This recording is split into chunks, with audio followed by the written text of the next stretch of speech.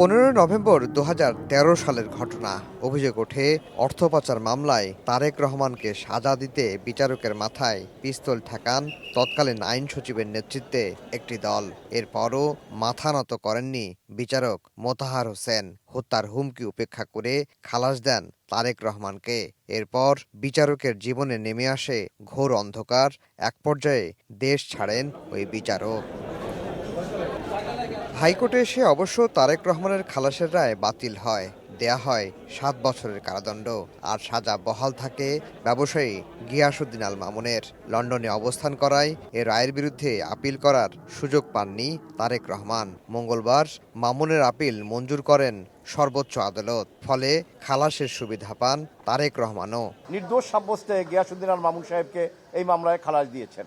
যে যদি মামলা প্রিন্সিপাল অ্যাকিউজডের এগেনস্টে প্রমাণ না হয়, যদি মামলা দেখা যায় যে না এটা ইন্টেনশনালি করা হয়েছে, এই মামলা সাজা দেওয়ার মতো কোনো কিছু নাই, সেক্ষেত্রে কেউ যদি আপিল নাও করে কোর্ট ইচ্ছা করলে তাকেও এই খালাসের যে বেনিফিট এটা তাকেও দিতে পারেন। তারা আমাদের এই কন্টেনশনটা অ্যাকসেপ্ট করেছেন এবং তারেক রহমান সাহেবও এই রায়ের বেনিফিট পাবেন।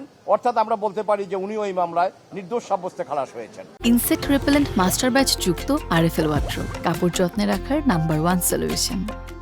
বিএনপির আইনজীবীরা বলছেন, ক্রেডিট কার্ডের মাধ্যমে বিমান টিকিট ও চিকিৎসা বাবদ খরচকে অর্থ পাচার হিসেবে দেখানো হয়, শুধুমাত্র হয়রানি করতেই। তারেক রহমানের বিরুদ্ধে অভিযোগ ছিল যে উনি একটা ক্রেডিট কার্ড থেকে উনি বিদেশে চিকিৎসার জন্য কিছু টাকা খরচ করেছেন। পরবর্তীতে চার্জশিট হয়, 13 জন সাক্ষীর সাক্ষ্য গ্রহণ করে ট্রায়াল কোর্ট।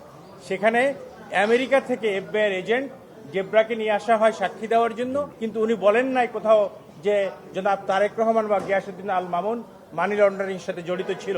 সারা দেশব্যাপী তার এই জনপ্রিয়তার কারণে রাজনৈতিকভাবে প্রতিহিংসা পরায়ণের লক্ষ্যে 2013 সালে যখন উনাকে খালাস দেওয়া হয়েছিল, তখন সেই বিচারককে ভবিষ্যৎ যারা বিচার করবে যেন সরকারের আজ্ঞাবহ হয়ে বিচার কার্যক্রম পরিচালিত করতে পারে, তারই লক্ষ্যে সেই বিচারককে দেশ ত্যাগ করে বাধ্য করে। দুদক আইনজীবীও বলছেন, তারেক রহমানের অর্থ পাচারের সত্যতা নেই।